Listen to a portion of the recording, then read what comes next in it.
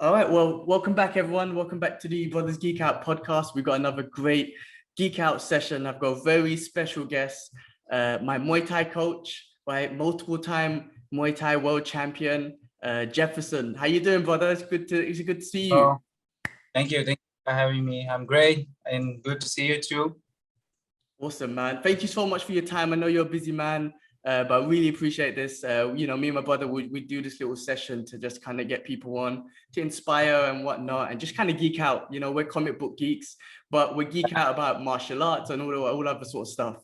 As But awesome, man. So I think one question I've always wanted to ask, and the reason why I thought of you is when we used to do Muay Thai, and there's amazing Muay Thai coaches everywhere. I'm training at Evolve now, great coaches. But one thing that stuck out with you, and the reason why I've always kept in touch with you, is you used to, like, at the end of classes, you used to just sit with your students and kind of just talk to everyone, have this like emotional sort of mental sort of training, just kind of reevaluating the techniques and whatnot we go through. And then also just kind of mentally preparing, like if you had students that were fighting, or just in general, just have to overcome fear and all that sort of stuff when it comes to a combat sport. I mean, it's amazing with the ability of Muay Thai, but when you're fighting, there's an emotional element. And I remember you done that with me when we first done a private session years ago in Epic. And after the session, you just took a moment to sit down and say, let's have a conversation, which means a lot. I mean, I think I can learn so much from Muay Thai coaches, punches and kicks, but when it comes to the emotions, certain people stick out, and you're one of them. Is that something that you developed being a coach or being a student? How did that come across? I feel I try to coach when I coach, because coaching is one thing. While teaching martial arts is almost like following a curriculum. You need to learn the basic punches, the basic kicks, the basic techniques. So you have like this curriculum that you want every student to know. But me, as being a student myself and training myself, I know which areas I felt like elect. Well, like, oh, I wish I had some support here. I wish I had some support there. I wish I got some explanation about this or about that. So I tried to fill in these gaps. So I didn't get it. So I know it makes a difference, So when I coach, I try to always be present and try to fill in this gap. Like, do you understand the technique? Do you understand the purpose of this? Do you know why we want to do this? Why we're going to this way rather than that way? And because this is how you can develop a good strategy. You can develop a good tactic, and you can also improvise in the moment. Why? By giving your situation, giving your how the fight is going, or which round is it. You can choose which will be the best move. Got it. Yeah, because I honestly just would talk to students when I used to train in Hong Kong, when I used to live there. Everyone had just amazing things to say about you, just because of that main element. Of course, the technique and everything's amazing, but we can learn that from so many people. But that element always stuck out with students, and they really appreciate. I was one of them that appreciated it. I remember you telling me once just about emotions and fear and whatnot, and just about accepting it. It's like, oh, it's okay. Everyone's got fear. We're all scared. Like, you just said it, and coming from you as well, because I know Muay Thai fighters. You guys have hundreds of fights. It's crazy. I don't know if you ever get nervous anymore, but do you get nervous anymore when you compete, or when you used to compete? Like, I feel like you're conditioned to it. Actually, right now, my last few fights, I felt more nervous than maybe 50 fights ago. Wow, that's interesting. Because I just feel like I have more responsibility now. Like, because when I was living in Thailand, I was 20 years old or something. I just wanted to have fun. I just wanted to swing it, and I didn't care much about, oh, what if this or what if that. I just want to do my best, and I just want to enjoy the moment. But now I'm a dad, and I have all the responsibilities and this type of stuff. And then when I go fight, I'm more nervous, because I cannot afford to get like seriously injured. I cannot have like a broken, like, oh, God forbid, like broken neck or something. So I am much more cautious. I am much more I proceed with more care now than before. But I feel the element of being nervous in a fight, it's always present. It just changed the levels. It just changed. You know what I mean? So it's not like, oh, people can say I'm never scared about fighting. No, it's not even about being scared. I am never scared of fight. I've never been scared of fight. But is that tension? Is that tension of the moment because you've been waiting and you've been replaying that in your head, coming up to the fight like a million times. You look into 14 million different outcomes. You get what I'm saying? Yeah. You're only waiting one. That's like remember Doctor Strange and Infinity War when they saw 14 million versions of their fight and there's only one. So it's the same thing. So you see 14 million in your head replaying the fight. The fight didn't even happen. You guys not even in the ring, but you're playing in your head what's gonna go down, and you do it like so many times. And it eats you up. It consumes energy. You know, so very important to keep this in check. It's very important to try to control it. Do you have any techniques, like now that you're more nervous, like have you developed any new techniques to kind of control that nerve, be it like breathing or meditation or whatever? Is there anything that you developed to help yourself now? Actually, what I always done since the beginning is that leading up to the fight, I do anything but fight. Okay. I will watch TV series. I will play Game Boy. I will read a book, but nothing to do with. I don't want to hear about fight until it's like fight night.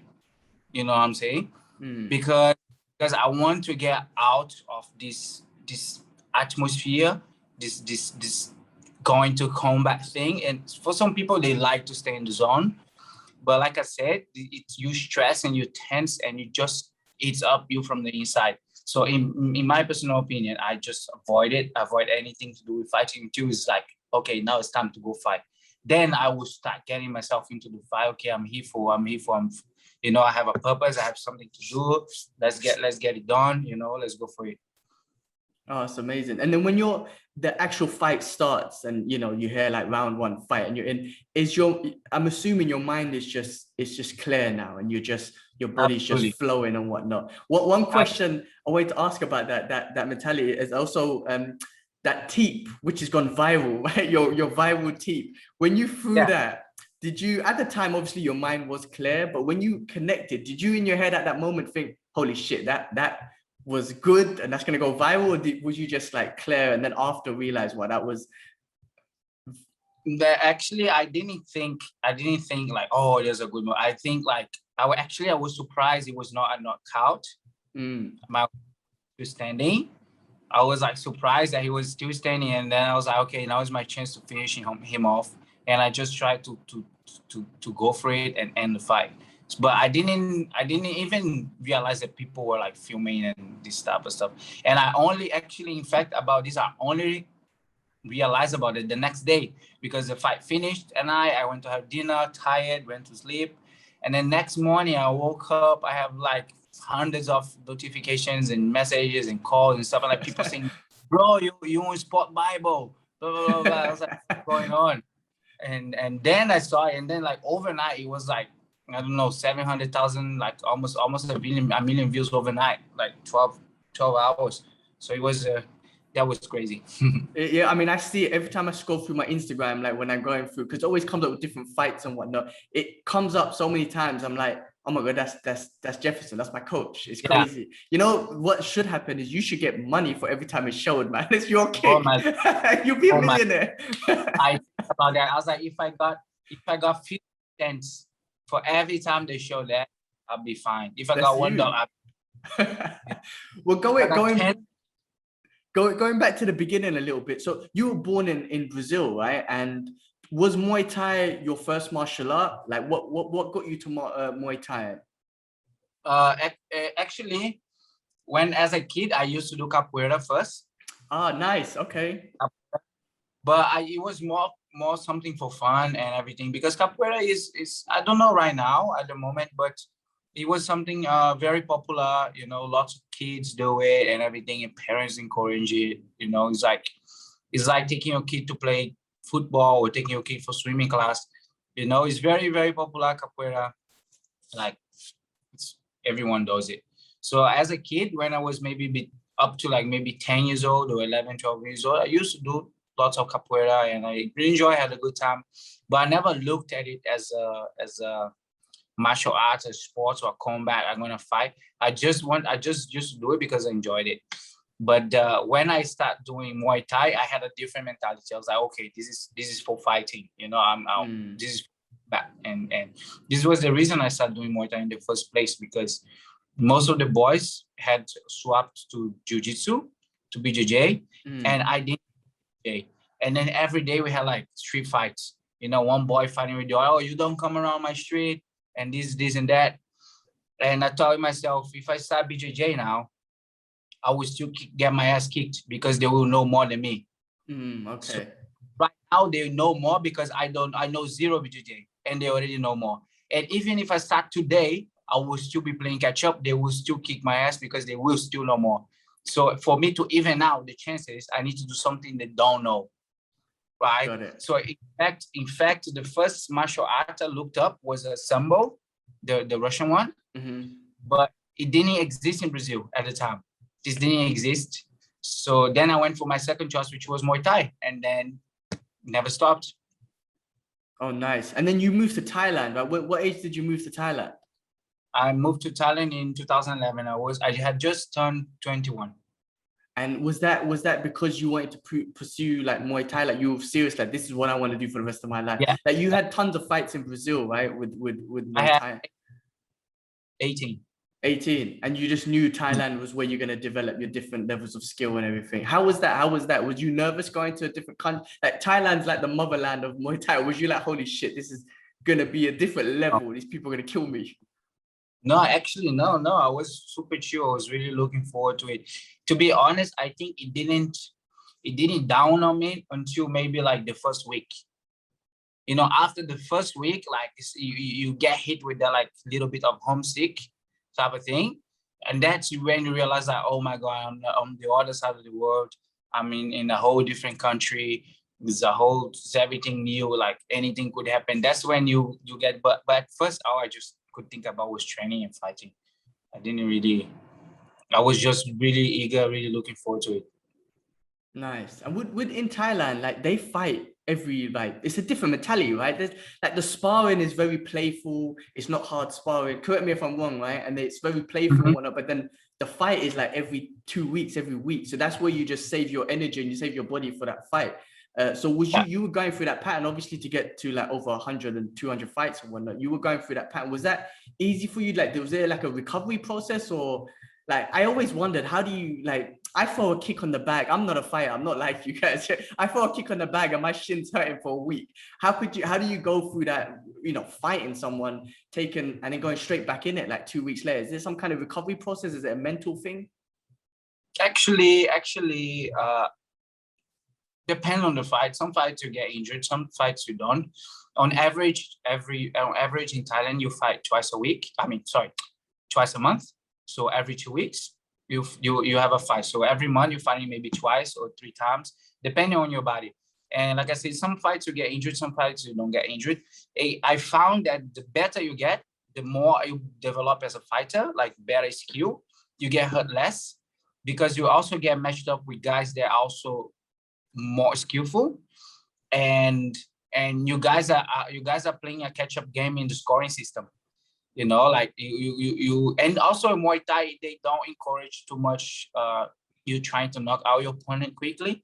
This is more of a Western mentality type of stuff. In Thailand, they want to see the game. They want to see you play the game. They want to see you score. They will praise you more if you fight 5 rounds and you win a point beautifully, like display of skill, than if you go in the ring and you knock out your opponent in 15 seconds. You know, if you go in the ring and you knock out your opponent in 15 seconds, they'll be like, yeah, whatever, good deal. But if you fight 5 rounds and it's even and it's like kick for kick and punch for punch, and you still edge your opponent on the skill, and you over big points over your opponent and you score him, and you manage to get a win, you get much more praise. The guys be like, oh, really good stuff, good skill, want to see you again. And this type of fights, you don't get injured. You don't really get injured much, because like I say, you guys are trying to go more for score. But also in Thailand, the guys that fight for a living, they have the mentality, they have the understanding that this is a profession, and we're not here to hurt each other, because if I put you out, if I hurt you, if I have the opportunity to hurt you and I put you out, I injure you, and I will be getting in the way of you feeding your family. I'll be getting in the way of you looking after your children, you know. And the Muay Thai fighters, they have this mentality. In Thailand, like we Thai fighters, we have like a code of honor type of thing. You know, like if, for instance, if I'm fighting with a person and then he's already defeated, like by round 3, he cannot outscore me. Like I'm too far ahead. I just stop fighting. You stop chasing them. You just stop being more on the defensive. Your own coaches will say, okay, enough. You know, you're just gonna block and lean and dodge and play on the defensive. So this enables you to fight often. This enables you because you don't get injured so much. And also everybody has the mentality that this is a job. Like, you're not my enemy, you're my work colleague. You know what I'm saying? Because a lot of it's based around the gambling as well, right? Yeah. Correct me if I'm wrong. Like a big part of it is the gambling as well, yeah.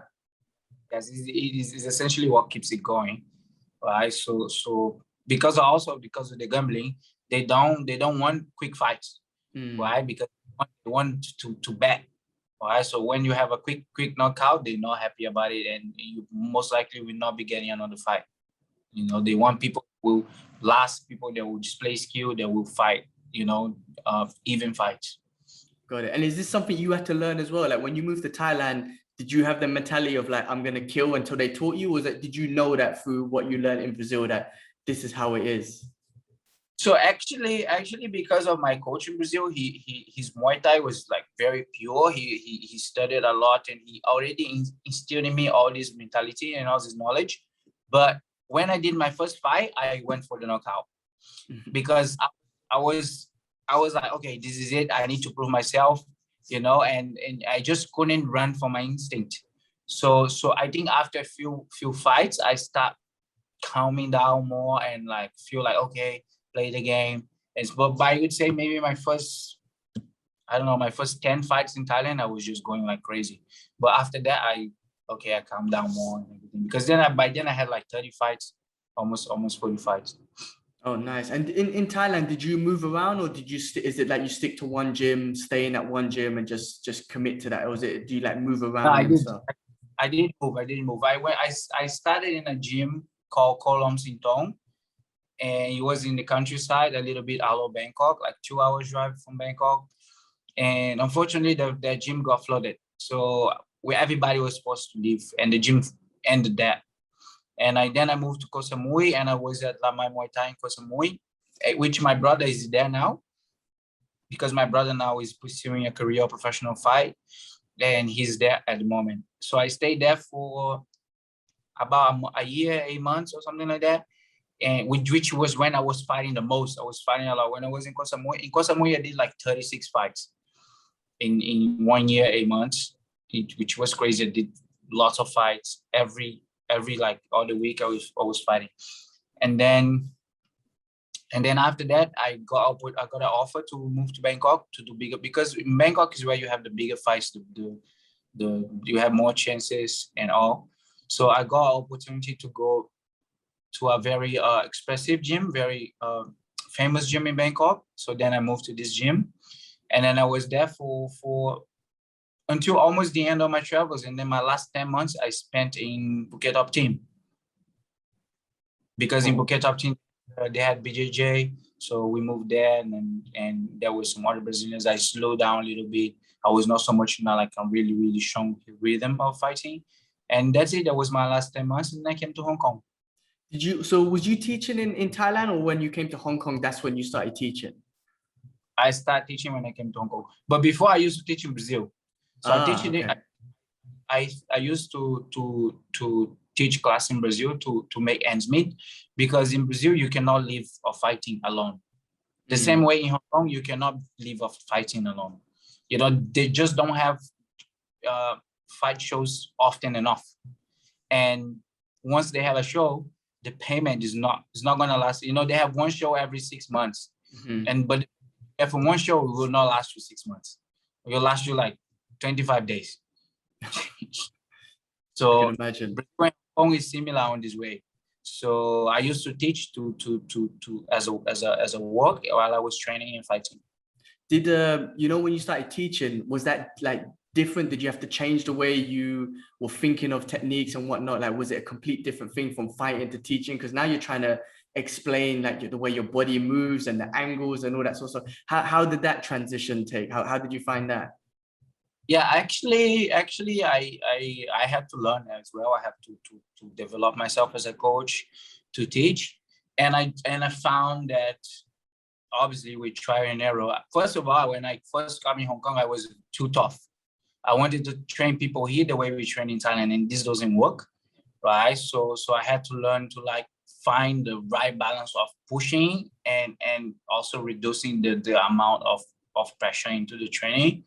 So this was my first challenge. And the second challenge was just being able to share the ideas. I realized that the moment I start explaining the reason behind the movements, people get the movement and then they develop fast. That's why many times I get students, they train with me for 10 sessions or you know, a dozen sessions, and they like super good. And then people are like, oh, how long have you training? Oh, I did 10 sessions, did 15 sessions. And people are, oh, how come you're so good? You trained before. And they're like, no, it's just learning the correct technique, learning the ideas, learning the purpose behind of every movement, and then you can develop very fast. Awesome. Yeah, because I remember my first training session with you, and I remember you, the first part, you were like, let's just play around a little bit, because you wanted to kind of analyze not just like my level, but like my body and what I could use. And you helped me develop my leg kicks. I remember for ages, you helped me develop that, and that has taken me quite far when I spar now and everything. But I noticed that you wasn't just like, okay, cool, punch, punch, kick, kick, kick. You wanted to just analyze me first and then break it down and say, cool, this is what I think that you should focus on based on your body, your personality, and all that sort of stuff. And I assume you're doing that now with each one of your individual students. I'm sure in a class it's a bit more difficult because you got multiple people, but when you do your one-on-ones, you're doing the same sort of thing, right? Just analyzing individuals. Yes, absolutely. It's because the martial arts is the Muay Thai, the martial art of Muay Thai is one, right? That is technique from A to Z.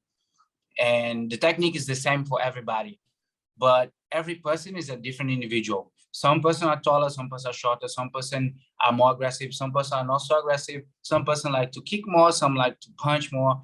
And you do based on this, on how the person like on their body type and the way they like to behave, right? Like the personality and how they like deal with stuff. And some people, they like going for more like doing more tricks and more skill like type of thing. Some people, they just want to get it going. So based on these characteristics, I try to give them what's gonna serve them the best. Obviously, I always say, like, look, you should know everything. You don't need to use everything, but you should know everything. You know, so let's say you're not a boxer, you like kicking, but at least you need to know how to punch. You know, I will teach you how to do the basic punches, and you know how to do it, because also knowing how to do it will enable you to defend yourself better, because you know what your opponent is looking to do. You know, so it helps you, even if you're not using it as an offensive manner, you can also use it in a defensive manner, because you know what is the idea and the purpose of the technique. Got it. Yeah, at least you know what's coming, right? So you know how to kind of defend it. Yeah, that makes sense. And what about your move to Hong Kong? How did that happen? Because you joined, you knew Mosey and the Tom and Tom brothers and whatnot. Did you know them from Phuket, right? And is that how you came over? I met them in Samui at my Muay Thai. Okay.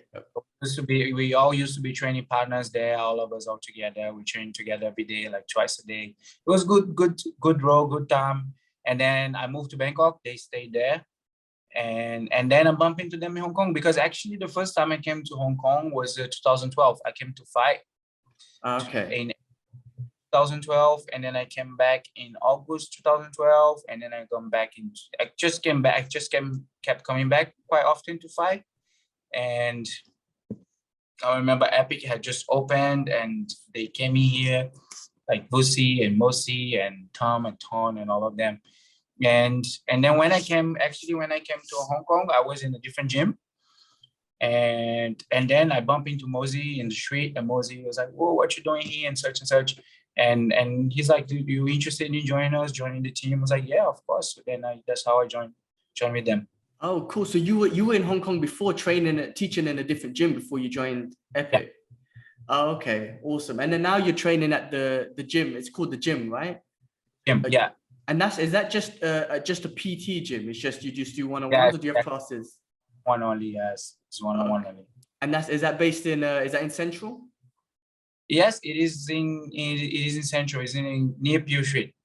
Okay, got it. Yeah, because one thing I know is, I mean, I was in Hong Kong for only 4 years, and I noticed those sort of gyms like Epic and the one you went to after, it's hard for them to last, right? I mean, I don't know if it's the rent or whatnot, and you know that sort of economy in Hong Kong, which is hard to keep those gyms open.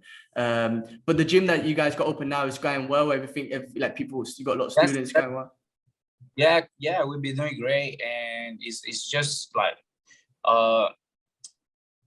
also our location is good. The rent is not too bad, and I feel like every coach has a good roster of students, and all of us together we just manage to maintain the space, and everybody has a good time. You know, it's a big space, and because all the sessions is one-on-one, the quality of the session is much better. Everybody can get a lot of attention and everything. So it's being successful. It's been a good recipe. Awesome. Well, I'll put the link into the description box, so anyone in Hong Kong who's checked this out could definitely go check out the gym and train with you. What about, like, I remember seeing you doing like a jiu-jitsu tournament before. I think you just was random, like, oh, I'm just gonna join it and whatnot. How much jiu-jitsu did you do? And do you train now? Because I know Professor Kaiki and D'Angelo are still there. I know you meet up with them and whatnot. Do you catch up and do some BJJ? You train a little bit of that? Actually, just like very seldom, because most of the time I'm just coaching, and then when I'm not coaching, I'm too tired to worry about training. But I did like maybe 3-4 sessions.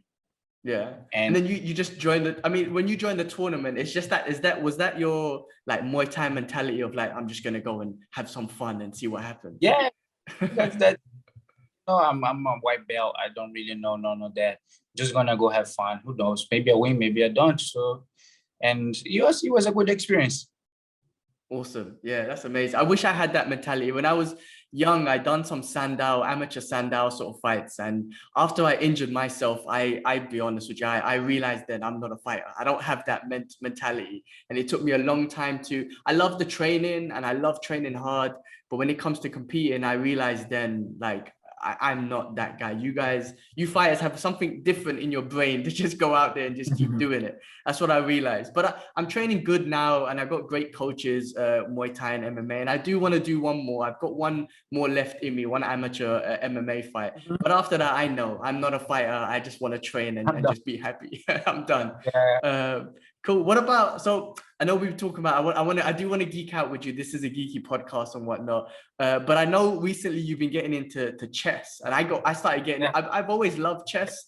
I've just got into it recently. I bought a board and trying to get my girlfriend to play, but she doesn't want to, so I need to find partners and whatnot. But I've seen that you're really into it. Now, does that, playing chess is obviously very strategic for the mind. Does that correlate with your martial arts and how you think about 100%, 100%, entirely. Every aspect of it, it mirror each other. Every fact of it mirror each other, which is nice. Which is nice because it helps my martial art experience. It played a very crucial part on my development playing chess, because I've only been playing chess for 7 months or so. I started like last year, like in November, and at the moment I'm trying to get a chess master title, and I'm on my way there. Hopefully I can make by the end of the year. And yeah, I've been really into it, and I applied to chess the same routine I applied for martial art. I wake up in the morning, I practice, I study, I check games the same way I would do Muay Thai. I wake up in the morning, I run, I do my pads, and then when I'm finished training, I'll go watch a fight or two. I eat, I sleep, I reflect on what I learned, practice some more, play some games, do some sparring, and that's the same thing I do for chess. So I've been really actually just before we start the podcast, I played 4 tournaments. Oh, nice. four 30-minute tournaments, and I did so in most of them, but one of them I finished on 10th. I was on 10th place, top 10. Nice. Did you watch, what was that Netflix show? Was it Queen's Gambit or something? Did you watch that one? Yes, I did actually. I did. This is one of the reasons I actually indirectly started playing chess, because so this show made chess like super popular. Yeah. So then all my students were like, "Do you play chess? Do you play chess?" And then I picked the chess bugs from them, and we all playing chess. And then people say, "Oh, if you like chess, you should watch Queen's Gambit." And then I watched the show. But awesome. yeah, that was the reason I started. Yeah, I've watched one episode. I need to get into it. It's crazy how things like chess, like, you know, when I was young, right, Hollywood movies will make chess players like these nerdy type of kids and whatnot. But now, like, chess is one of those things, like world-class fighters have been like playing chess and stuff, like the Gracies. They've been playing that stuff for years and whatnot. Like, so now it's not like a nerdy thing. It's more like, actually, these are strategic things that, you know, fighters and whatnot are doing and everything. Yeah. Well, hopefully one day we could play each other online or something. I'm not good. I'm actually learning again, but I need to find partners. Like I said, my girlfriend, she doesn't want to play. So I need to get online and start playing and learning and whatnot. But hopefully one day we can play each other when I get a little bit better. But what about, so now I want to geek out with you a little bit, right? I don't know if you're too much into the comic book world or whatnot. Do you have like a favorite superhero? Do you watch any of the Marvel or DC movies and whatnot? What's your thoughts on that stuff? I did watch every of the movies. I didn't have the habit of following the comics. Didn't have the habit of following the comics, but I do like superhero stuff, and I do have an interest on it. I just never pursued the comic side of it. I did watch every movie and everything. I'm really keen. Who was your, when you're growing up or even recently, who was like your favorite character that you kind of connected with? Sorry, on the DC or Marvel world? Either one, anyone, just any one of the characters that you felt like, that's my guy, or that's my favorite from it's always been is Tony Stark. Okay. Iron Man.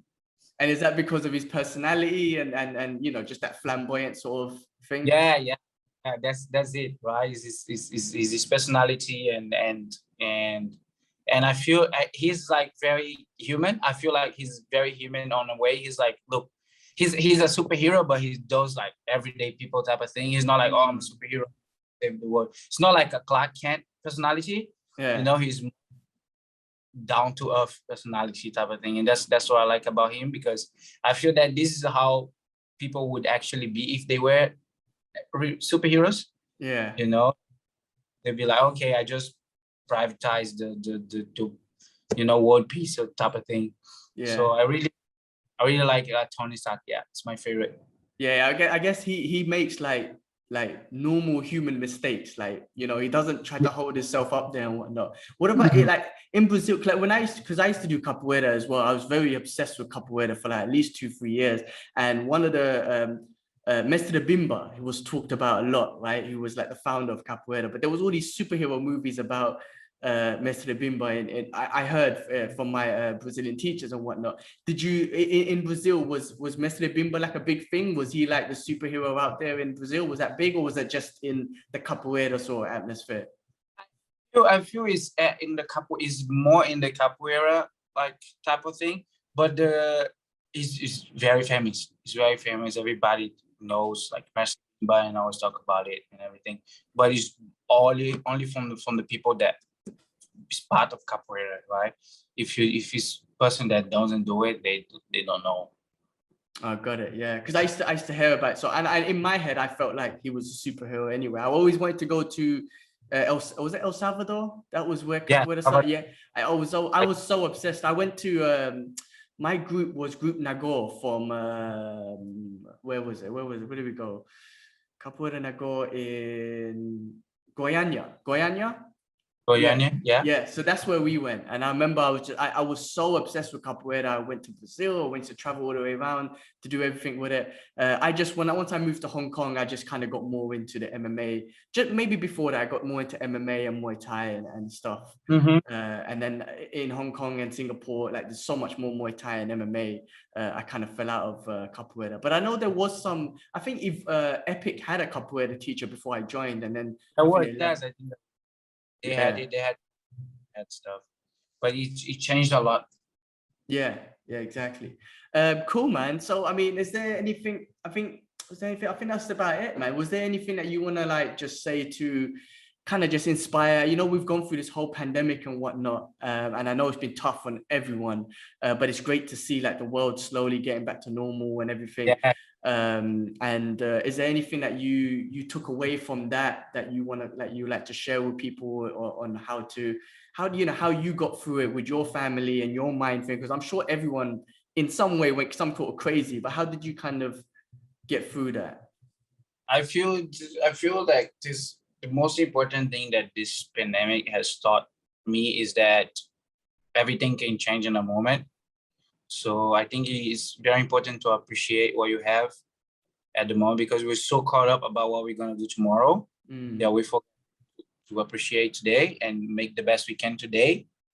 You know, and another thing is appreciate your family, people that has the opportunity to have the family near to them, because you know some people they didn't get the chance to go back to visit the families because like the borders are closed here and there or stuff like that, or even worse, maybe they even lost their families members for COVID or something like that. So you know, appreciate your family. That's where you appreciate your friends that look after you, and be grateful for what you have now. I think this is the most important lesson I took from COVID.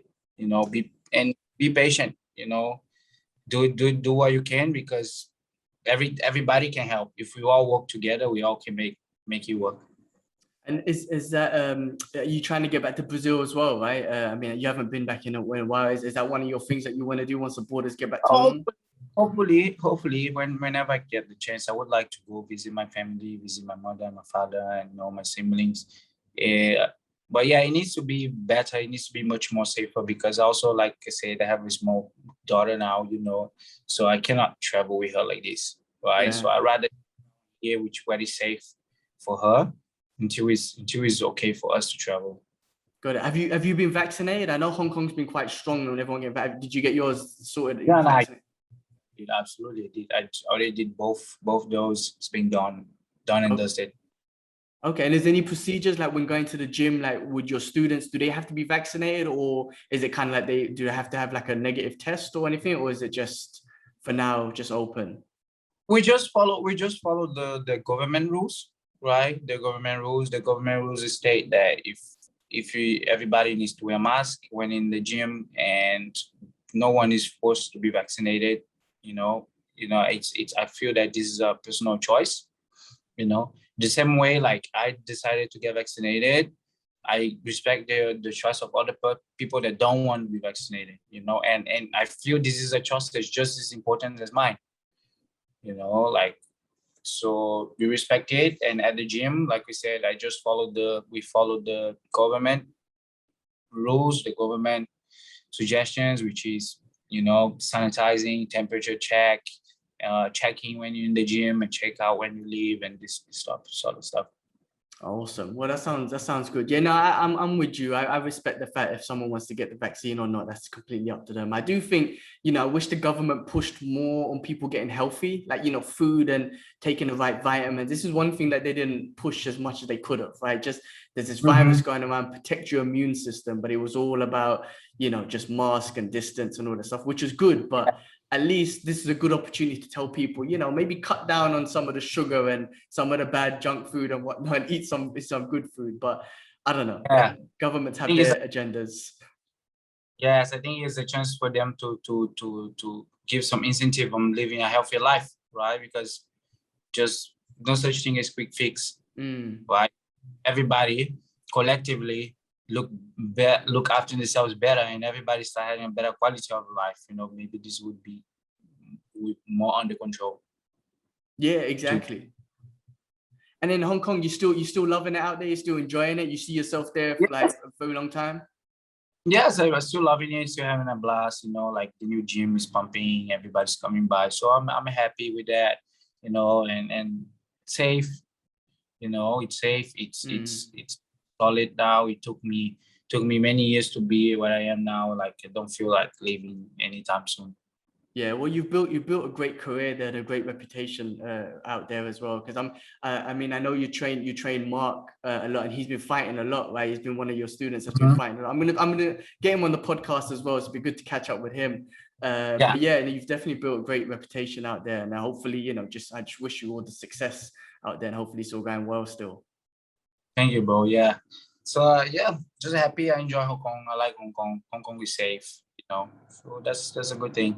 I do miss it. I do. Once the borders open, hopefully I could get down there again and see you guys and train with you. I was speaking to Professor Kaiki last week, or 2 weeks, yeah, last week I figured as was, and I was just like, yeah, I need to come back and see you guys and train.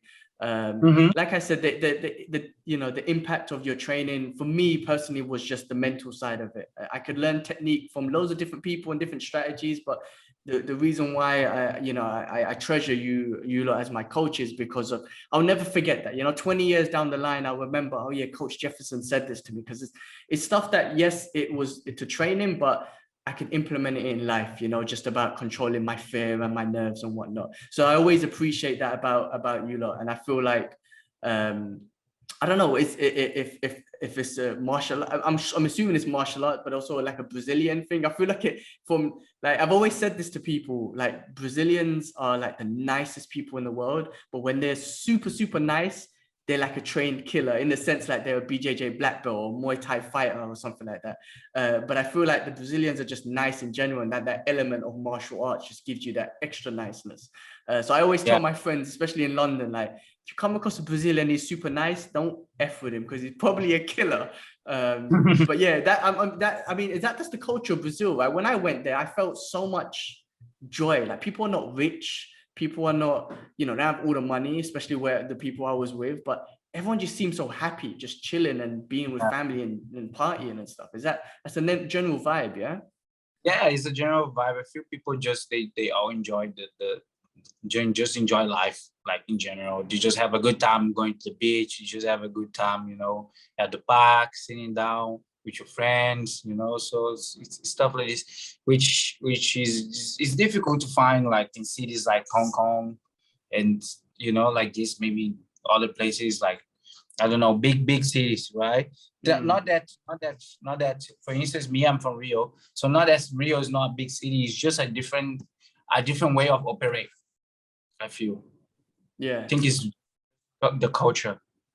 Yeah, when I went there, my coach and I was scared that I'm gonna get slapped, but he kept on making me go up to all the girls and say, "Oh, muito gostoso, muito." I'm like, "What does that mean, man? You're gonna get me beaten up or what?" And I used to drink what's that drink? Guarana.